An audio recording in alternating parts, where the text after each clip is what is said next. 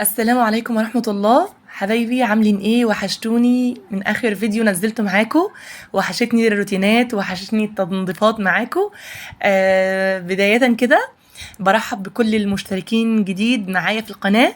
اهلا ومرحبا بيكم، ربنا يا رب يديمكم نعمة في حياتي.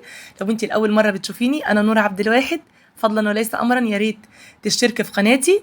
لو انت مش مفعله زر الجرس على كلمه الكل، يا ريت تنزلي عندك كده في كلمه اشتراك، عندك زر كده لونه احمر، تدوسي عليه وتخصصي كلمه الكل علشان كل فيديو انزله يكون على علم بيه ويوصلكوا اشعار.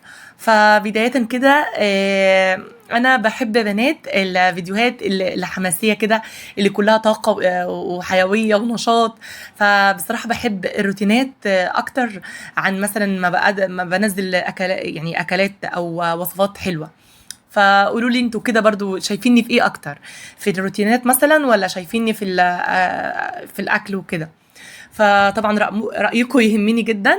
آه، برضو كنت عايزة أقول شكرا لكم، يعني شكرا لكم قوي على كومنتاتكم الجميلة اللي أسعدت قلبي. شكرا على اهتمامكم، على سؤالكم عليا.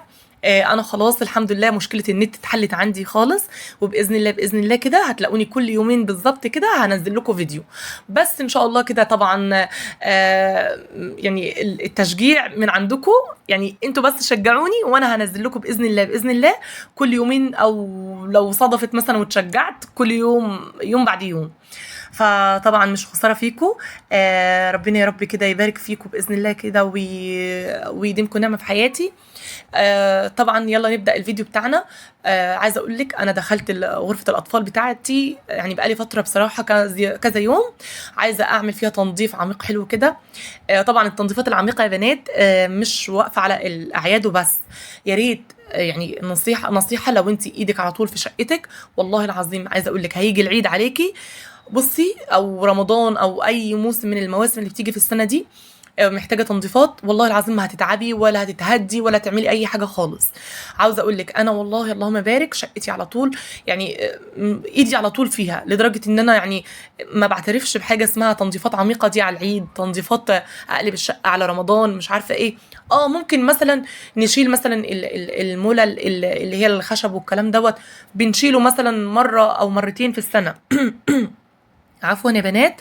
بس عايزه اقول لك يعني التنظيف دوت، مسح الحيطان، المسح، الحاجات اللي هي اليوميه دي اللي بتعمليها لو انت مداومه عليها وبضمير، هتلاقي نفسك شقتك بتلمع كل يوم. طبعا خاصة لو انت معاكي اطفال، ربنا يا رب يبارك لك فيهم باذن الله ويبارك لنا فيهم، واللي مش معاه ربنا يا رب يديه ويكرمه. عايزه اقول لك فرح هنا بترازي فيا وتقولي يا جماعه وصلوا الفيديو دوت لاكبر عدد من اللايكات. فطبعا انا هشوف غلاوتي عندكم، عايزاكم بقى تشجعوني بلايكات كتير جدا جدا في الفيديو ده، علشان انا تعبت فعلا في الغرفه. وفي عايزه اقول لكم في اخر الفيديو كده او في نص الفيديو هتنبهروا باللي انا هوريه لكم في المطبخ. بقالي يومين ما دخلتش المطبخ، فكنت تعبانه، فقلت اما اصور معاكم كده واتشجع واتنشط. هنا بقى زي ما انتوا شايفين حبايبي، انا بنظف السراير زي ما انتوا شايفين اهوت. كان عليها هدوم مش نظيفه وهدوم عايزه تتطبق، واللي جاي من بره بقى خلع هدومه هنا ورامي هدومه هنا. فكتير بننصح وكتير بنسايس وكتير بنعمل حاجات كتير، وبرضه اللي في دماغهم في دماغهم. انا عيالي اشقياء بنات والله العظيم، يعني فرح ما شاء الله ربنا يهديها. يعني لما تكون غزالتها رايقه شويه توضب وشويه تكسل وشويه، يعني انصح كل شويه يا فرح ما ينفعش كده، يا فرح انت نظيفه، انت مش عارفه ايه. ف لكن ريان تعبني خالص والله، ربنا يا رب كده يهديه ويهدي كل اطفالنا جميعا يا رب، واللي مش معاه ربنا يا رب يقر عينه ويفرحه باذن الله. هنا بقى حاولت ان انا اتخلص من الهدوم اللي مش نظيفه، وطبقت الهدوم اللي كانت نظيفه وعايزه تخش الدولاب. وهنا عايزه اقول لكم بجد يا بنات، احلى حاجه انا عملتها واحلى خطوه انا عملتها ان انا عملت الكفرات بتاعه المرتبه دي. يعني بجد لكل اللي معاه مراتب تاكي والكفر بتاعها ابيض، يعني الغلاف بتاعها ابيض من فوق او ومن تحت معلهاش يعني كفر. يا ريت بجد تروحي كده عند اي بتاع قماش او ستاير بتجيبي بقى منه، بتقيسي المرتبه بتاعتك، هي على ما اعتقد 160 سنتي، فبتقولي له انت المراتب اللي هي تاكس صغيره، وهو عارف المقاس، فبيعمل لك بقى اللي هو الكفر بالاستيك ده. جميل يا بنات، اقسم بالله وعملي قوي. عايزه اقول لك انا بغسله بشيله كده مع نفسي وسهل في التركيب بتاعه، فانا بشيله اصلا وبغسله وبحس بريحه نظافه كده في الاوضه. يعني اني مش بقى المرتبه بقى لك فتره بقى والكلام دوت ما غسلتيهاش. بصراحه انا كنت محافظه على المراتب بتاعتي يا بنات، زي ما انتوا شفتوا في اوائل الفيديوهات وانا مبتدئه جديد على اليوتيوب، كنت بغسل المرتبه بمنظفات بقى وحاجات. رامي ليكم مثلا لو اي طفل مثلا بهدل المرتبه، اي حد مثلا ايديه بصم ايديها والكلام ده، فعلى طول كنت المرتبة. فبصراحه كنت بلاقي وكنت بلاقي عارفه اللي هو انا ايه اللي بعمله في نفسي ده، انا تعبانه فعلا والله العظيم بتهد قوي. فقلت لا ان شاء الله باذن الله لازم اساسي اجيب كفر للمراتب واعملها. فبصراحه يا بنات بصراحه انا يعني لما كان معايا قماشه حماتي ربنا يخليها ادتني القماش دوت كان عندي، فرحت بقى اللي بتاع الستاير وبتاع القماش، فقلت له بقى ان انا عايزه اعمله المرتبتين فعملهولي. فبصراحه ربنا يبارك فيه طلعوا مظبوط يعني بالسنتي على الشعره فكانت مظبوطه والحمد لله. فبس كده يا حبايبي كنت عايزه انصحكم واقول لكم لو انتوا فعلا حابين الفكره بتاعت الكفرات دي، يا ريت ما تتاخروش عليها، لانها بتحافظ معاكي فعلا على المراتب، وفي نفس الوقت بتعدل المرتبه معاكي، بتخليكي يعني فرشها حلو كده، والمرتبه قصدي والملايه بتكون ماسكه يعني كده، ما بتكونش تقع او تتزحلق. وبس هنا يا بنات بعد ما خلصت بقى طبعا ورا السراير انا منضفه الحمد لله كويس وكل حاجه، وهنا بقى بنضف البلكونه، وهنا هكنس او هلم التراب بس شويه اللي على الارض دي، وبعد كده هنجيب بقى الشرشوبه بتاعتنا او المساحه وهنمسح الارض بمنظف حلو كده عشان الريحه بتاعت الارضيه تبقى نظيفه. عايزه اقول لك انا بجد من عشاق المسح وعشاق الصيف، بحب النظافه قوي، بحب انظف على طول وبحب امسح على عكس الشتاء بصراحه. بنظف كل حاجه في الشتاء، بس طبعا غالبا ما بتفتحي بلكونه، غالبا ما الارضيه ما بتنشف معاكي، فاهمين؟ بننضف وكل حاجه كلنا نضاف في بيوتنا، ربنا يا رب يديم علينا الصحه والنعمه والستر. فبصراحه بس انا من عشاق الصيف، رغاوي بقى والدنيا حلوه كده في الميه. فهنا بقى جبت البخاخه الانقاذ بتاعتي وهنضف برضو الدولاب. طبعا الدولابات عايزه اقول لك يعني بلاقي حاجات متبصمه اقسم بالله العظيم ايديهم، يعني اللي بقى كان بياكل مش عارفه بطاطس، واللي كان بياكل كاتشب، واللي مش عارفه كان ماسك شوكولاته، فلازم اساسي دول يعني يخلوا الدولاب ياكل معاهم والحيطان تاكل معاهم. فعايزه اقول لك والله العظيم انا زي ما انتم شايفين الدهانات عندي بيضه، وانا كنت مفتحه يعني كنت عامله اللون اللي هو البينك ده، فيعني اي حاجه بتظهر عليه. بس بصراحه هو يعني متعب في تنظيفه، لكن ما شاء الله اللهم بارك ما بيبانش عليه يا بنات الوسخ بسرعه. خلاص زي ما بيكون مثلا على عكس ما لو كانت العفش عندك لونه اسود او بني او غامق يعني. بس يا بنات هنا خلصت الدولاب بتاعي ونضفته بالبخاخه ديت اللي انا حاطه فيها ديتول وكلوركس الوان وشويه مسحوق اوكسي وبس يا بنات وشويه ميه. وطبعا هنضف بقى السراير اللهم صل على النبي الشباك. وخلصت هنا ههش الدبان وهطفي النور وهطلع من الأوضة دي على بركة الله. وشايفين بقى الشكل النهائي للغرفة عامل ازاي. يلا لايكات كتير يا بنات شجعوني كده عشان اتشجع ان شاء الله، لاني انا باذن الله خلاص كده حليت مشكله النت، وباذن الله كده ناويه باستمرار انزل فيديوهات طول الاسبوع. وبس دعمكم يهمني ويشجعني.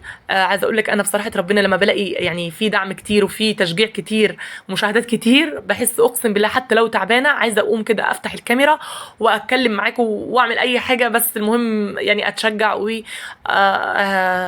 اصور لكم اي حاجه. فربنا يا رب كده يديمكم نعمه في حياتي وخليكم ليا. خلصنا بقى دلوقتي زي ما قلت لكم كده المسح بتاع الدولابات والسراير، وهنضف بس الارضيه على الماشي. بصراحه يا بنات البلكونه لما بفتحها بتنور قوي الاوضه والشمس كده بتخش، فالواحد بيحس انه مرتاح نفسيا والله العظيم. طبعا عايزه اقول لكم يا بنات، هنا برضو مساحه الاوضه عندي صغيره، بس والله العظيم ما يمنعش انك انت تشوفي بيتك بنظرة تانية خالص. طبعا المساحة مش لازم نعيش في فيلل، ومش لازم نعيش في مكان يعني واسع فدان زي ما بيقولوا. والله العظيم يا بنات لو انتوا بس عايشين متر في متر اقسم بالله، بس المهم الستر والنظافة. والله العظيم انا حاسة ان يعني الحاجة الاساسية اللي بتقوم عليها البيت او يقوم عليها يعني عمود البيت كده، انك انت بتكوني راضيه. الرضا ده يا بنات طول ما انت راضيه، وطول ما انت عندك قناعه انك انت يعني من جواكي كويسه، ومن جواكي راضيه، وفي قناعه كده ان ربنا هيكرمك ويرضيك ويرزقك، خلاص كده ما تفكريش في حاجه تانية. ف يعني ارجو بجد ان انا يعني تكونوا انتوا فاهمين كلامي انا اقصد ايه. زي ما انتوا شفتوا الاوضه بتاعتي يا دوب اهي مكفيه، بس الحمد لله انا شايفاها فدان قدامي. ربنا يا رب كده يبارك لي في زوجي، ربنا يبارك لي في اولادي، ربنا يا رب يديمكم نعمه في حياتي. ما تنسوش يا بنات سبسكرايب للقناه، عايزين القناه تكبر، عايزين القناه ترجع من اول وجديد يا بنات، تقف على رجلها زي ما كنت مفعلاها. زي ما انتوا شفتوا وحكيت لكم على القصه وطلعت نزلت لكم فيديو بقى واتكلمت معاكم ان قناه وقعت خلاص والتفعيل بتاعها وقع. فاتمنى ان كنتوا تشدوا حيلكم من اول وجديد معايا، وتشيروا القناه لاصحابكم وحبايبكم عشان اقفل اول شرط اللي هو ال1000 مشترك، وان شاء الله كده ونحقق الشرط التاني اللي هو ال4000 ساعه. عايزه اقول لك انا مش عارفه بجد، يعني شروط صعبه قوي في اليوتيوب، بس ان شاء الله مكملين وهنوصل باذن الله. هنا بقى احلى خطوه بتعمليها بعد ما تخلصي مسح، بتجيبي بقى السجاده بتاعتك كده وتفرشي، وبتكون بقى السجاد بقى تشمس حلو وتخلص من اي طاقه سلبيه. وهنا بقى كان المنظر النهائي او الشكل النهائي للغرفه بتاعت الاطفال بتاعتي. يعني دوسوا لايك كتير كتير كتير، ويلا بقى مع بعض نتشجع ونصلي على رسول الله. اللهم صل وسلم وبارك على سيدنا محمد وعلى اله وصحبه اجمعين. لو انتوا لحد هنا وصلتوا يا ريت ما تنسوش اللايك، لان اللايك بيفرق جدا جدا في انتشار الفيديو يا بنات، علشان الفيديو يوصل لأكبر عدد من المتابعين. وهنا بقى دخلنا على المطبخ يا بنات. طبعا يعني عايزه اقول لك بيتك الاساسي، يعني سيبك من كل الاوض وسيبك من الدنيا دي، المطبخ ده طبعا اكتر حاجه كل يوم بتخشيها واكتر حاجه بتستعمليها، يعني في اليوم بتخشيه كذا مره. فلازم طبعا عينك تكون مرتاحه للحاجه اللي انت شايفاها، لازم تكوني واقفه مرتاحه نفسيا، لازم تكوني كل حاجه متنظفه قدامك علشان تقفي بحب وبنشاط. فانا طبعا بدات بالتربو بتاعي. انا بحب فكره ان انا او خطوه ان انا امسح التربو بتاعي بقماشه كده نظيفه وبشويه مسحوق، وبعد كده يا بنات بحب افرشه. انا كان عندي اللهم صل على النبي اكياس اللي هي التقيله دي يا بنات محمله من نون، رحت قصيته على حجم او على قد التربو بس كده، بحيث انه يعني بحس ان منظره حلو كده. وحطيت بقى البطاطس بتاعتي وبعد كده البصل وبعد كده الخضروات التانية. في الصيف يا بنات انا بحتفظ بيها في التلاجة خلاص، يعني في التربة ما بحطش غير بطاطس وبصل بس، انما بقية الخضار كله بيبقى في التلاجة. عاوزه اقول لكم يعني اسندوا قلبكم كده معايا وتشجعوا وسموا بسم الله، وتعالوا نبدا مع بعض العركه زي ما بيقولوا العركه اللي في المطبخ دي. شايفين المطبخ كله منهار تقريبا، الرشاقات والدولابات كلها طالعه على رخامه المطبخ. فنستعين بالله ونصلي على رسول الله مرة واثنين وعشرة ومليون. الصلاة على رسول الله يا بنات عليه أفضل الصلاة وتم السلام بتفتح البيوت بتفتح الأبواب المغلقة، بتسهل لك كل حاجة، بتيسر لك أمورك، بتريح نفسيتك، بتريح أعصابك، بتخليكي شايفة كل اللي انت شايفاه دوت يعني مية كده في ايديكي. بس أهم حاجة لسانك يكون رطب ومعطر بذكر الله. فربنا يا رب كده يجعلنا من الذاكرين والذاكرات، ربنا يا رب يكرمنا جميعا يا رب ويحقق لنا كل اللي بنتمناه. هنا يا بنات زي ما قلت لكم انا بحب ابدا بالرخامه، الرخامه اللي هي الاساسيه بتاعه المطبخ. طبعا هشيل التوابل دي بصراحة جميلة قوي، والاستيكرات دي يا بنات وعملية وحلوة. هنضفها كده بس مطرح ما ايدي مثلا بتكون متبصمة عليها ولا اي حاجة بتكون موجودة فيها. فهنا زي ما قلت لكم نظفت حواليا، وهنضف الرخامه كلها. يعني زي ما قلت لكم يا بنات قبل كده، وقلت لكم على الخطوات اللي انت بتحافظي على مطبخك يكون نظيف وتخلصي وتنجزي، حتى لو مواعين عزومه يعني بلد بحالها، اهم حاجه تعمليها علشان تنجزي وقتك في المطبخ ما تضيعيهوش. اول حاجه يا بنات تبداي بالرخامه. طبعا الرخامه يا بنات اخده مكان كبير، اكبر حاجه في المطبخ. فانتي لو نظفتيها وعدلتي كل حاجه فيها وسبتيها فاضيه، والله العظيم يا بنات عايزه اقول لك، مش هقول لك 50%، لا 70 80% من المطبخ خلص. انا بالنسبه لي، انا شايفين انتوا دلوقتي هتشوفوا معايا، لو انا خلصت الرخامه يا بنات والله العظيم بحس ان 70% من الخدمه بتاعت المطبخ خلاص خلصت ووقعت من على كتفي. فهنا زي ما انتم شايفين طبعا الخضار والثوم والدنيا دي المتقشره، فهنضفها كده حواليا. و هتقولوا لي يا بنات الميكروويف كان هنا يا نورة على الرخامه وديتيه فين؟ انا شلته على الرخامه التانية بتاعت الحوض على العيد، فقلت اما اجدد يعني كده او اغير. انا طبعا يعني بحب ان انا اغير. وهنا بقى مالكوش دعوه باللي انا عملته، كانت في فطيره احمد كان جايبها من الفرن، كانت جميله بصراحه. بحب الفطير قوي البايت. الفطيره اللي هي الصغيره دي اللي ب2 جنيه و3، فدلوقتي تخيلوا بقت ب5. كنا نجيبها ب2 جنيه زمان. والله ما زمان ولا حاجه، الشهر اللي فات او الشهرين اللي فاتوا. فامبارح كان زمان، ها يعني يوم واحد بيفرق بصراحه. فما علينا. المهم يا بنات خلصت الرخامه، وخلصت بقى ايه الحاجات كلها اللي كانت عليها. وزي ما قلت لكم يا بنات انا فضيت الرخامه كلها، وخدت الميكروويف والعجان بتاعي والاير فراير برضو. ان شاء الله باذن الله ناويه اعمل لكم ريفيوهات كتير كتير على الاير فراير وتجاربي معاها.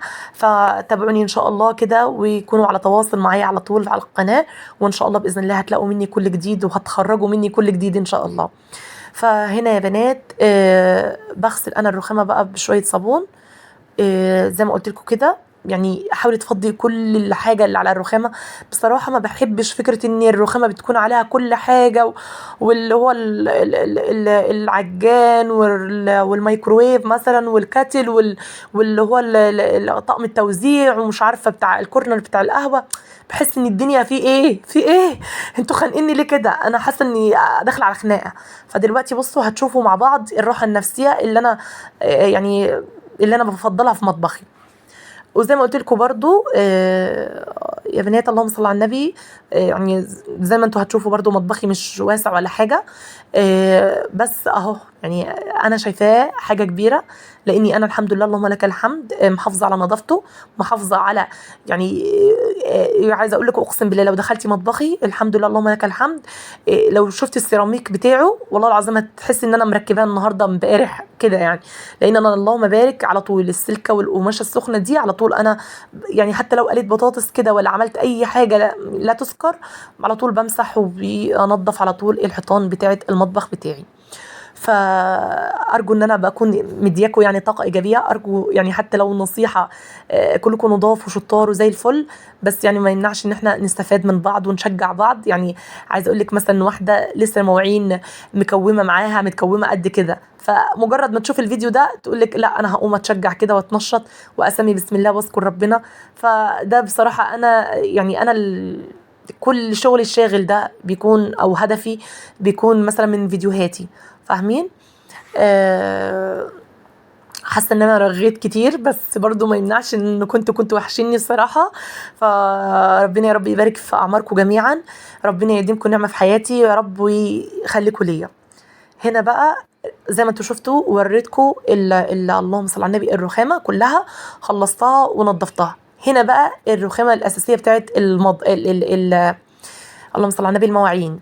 طبعا بنظف الحاجات اللي انا استخدمتها سواء سكر سمنه زيت، فبمسحها. برضو يا بنات لازم يكون معاكم فوطه سخنه، كل حاجه انتوا استخدمتوها من التوابل ومن العلب الخزين والكلام ده يا ريت قماشه سخنه كده على طول تنظفي مكان او مطرح ايديكي. هنا بقى المواعين شايفين انا دلوقتي خلصت الارضيه معاكم وخلصت يا بنات الرخامه. والله العظيم كميه المواعين دي ما هتاخد معايا حاجه، يعني مش هتاخد معايا حاجه خالص. يعني حتى انتوا هتشوفوا في الفيديو انا مجريه لكم كتير، ف5 دقايق تقريبا. ف يعني هو ده اللي انا اقصده. لو انت حافظتي على انك انت اول حاجه تعمليها او تبداي بيها في المطبخ بتاعك الرخامه، بعد كده ال الارضيه، بعد كده الحيطان مثلا، على طول تمشي بيها على بقماشه سخنه، هتلاقي نفسك اقسم بالله تبصي على المواعين حتى لو كانت جبل كده مواعين، والله العظيم ما هتتاخري ولا تعملي اي حاجه خالص ولا تاخدي اي وقت. بس كده يا بنات، مش تكلميش انا بسجل. ف بس كده يا بنات، زي ما قلت لكم هنا انا حطيت الميكروويف والعجان. بصراحه انا حاسه ان انا يعني الرخامه بتاعت الحوض ما بستخدمهاش كتير زي ما الرخامه التانية الاساسيه. فانا قلت بقى المكان دوت منعزل شويه، فقلت اما اغير بقى شويه كده، بحيث اني يعني اخش ان في حاجه كده العيد يا بنات، يعني فرحه العيد وانك انت بتغيري وتجددي. حتى لو نقلتي كرسي انتريه كده مكانه عن المكان المعتاد، هتلاقي نفسك انك انت ايه ده، انا عملت تجديد النهارده في بيتي. بعد اذنك وطي الصوت. حاضر يا ماما. يا جماعه يا جماعه. بس يا بنات، هنا بقى وخلصت اللهم صل على النبي. هخلص بقى كميه المواعين دي وهرجع لكم تاني ان شاء الله، علشان ما تملوش. لو انتي وصلتي لحد هنا انا بشجعك وبقول لك اهو، بفكرك يا ريت تدوسي لي لايك، تخبطي لي لايك. عايزه اقول لك اللايك والله ما بفلوس نهائي، انتي بس مجرد انك انتي تدوسي لايك وخلاص. ده يا بنات هيكتر هيسرع من ان الفيديو ينتشر على الصفحه الرئيسيه على اليوتيوب وكل الحبايب يشوفوه. وبس كده هخلص بقى كميه المواعين مع نفسي، وهقعد ادندن مع نفسي واغني ظلموه، واغني انا ايه خلاني اتجوز واقعد في البيت وابوز، والكلام اللي هو ايه بتاع المتزوجات ده.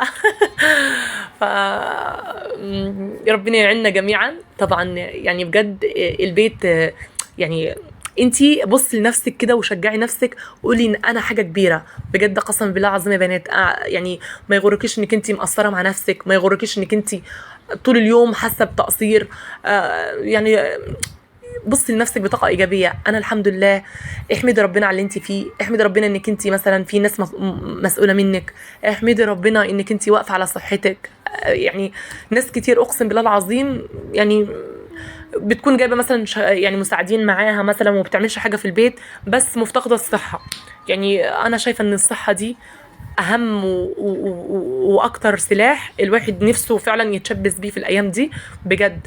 يعني انا تقريبا لو الواحد معاه مش معاه اي حاجه ولا لا يملك اي حاجه غير صحته، بصراحه بجد بنات اللي يدعي في الزمن دوت ان صحتك ما تخذلكيش ولا تحوجك لقريب ولا الغريب ولا لابنك ولا لبنتك. بجد قسما بالله العظيم ناس كتير بتنتقدني من اللي حواليا، اكترهم اختي. كل ما بدعي بقول يا رب ما تحوجني للابن ولا الابنه، تقول لي ايه الكلام اللي انت بتقوليه ده، بدل ما تقولي مثلا يا رب خليهم لي مثلا، او يعني خليهم يعني احتاجهم مثلا على طول والكلام ده. قلت لها لا، يعني شوفوا مين اللي صح. انا عايزه اقول لكم بجد والله العظيم اللي يدعي في الزمن ده انه يا رب ما يحوجوا لاي حد، سواء حتى لو ابنك نفسه ما يحوجك ليه. اتمنى ان انا اكون خفيفه على قلبكم، اتمنى ان انا اكون يعني يعني بشجعكم حتى لو ب1%.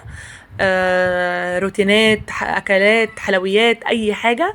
ربنا يا رب كده يقدرني باذن الله كده واكون عند حسن ظنكم، واتشجع باذن الله وانزل لكم كل ما هو مفيد وكل ما هو جديد باذن الله في خاص بمحتوايا.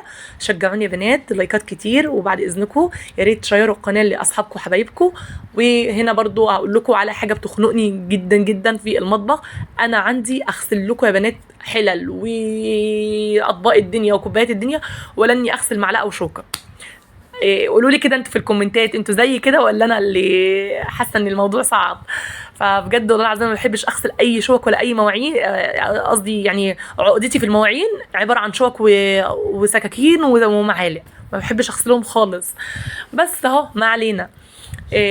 هنا بقى شطبت الدنيا والحمد لله، قلت خلاص هي خلصت.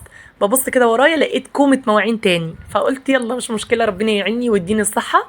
انا تعبت جدا جدا في اليوم ده، عايزة اقولك يعني شوفي بقى انا استاهل كام لايك الفيديو دوت يوصل لاكبر عدد من اللايكات. انتوا وذوقكم بقى. ربنا يا رب كده يديمكم نعمة في حياتي. هسيبكم في حفظ الله وفي رعايته مع فيديو جديد وروتينات جديدة ان شاء الله. انتظروني بإذن الله. ناوية على تجديد كتير في القناة، ناوية على التواصل باستمرار. بس ان شاء الله ان شاء الله ما اقدرش طبعا وبلا تقدير على الله طبعا. هحل المشكلة بتاعة تفعيل القناة دي، وبإذن الله بإذن الله مع بعض. ثواني ايه يا فرحة؟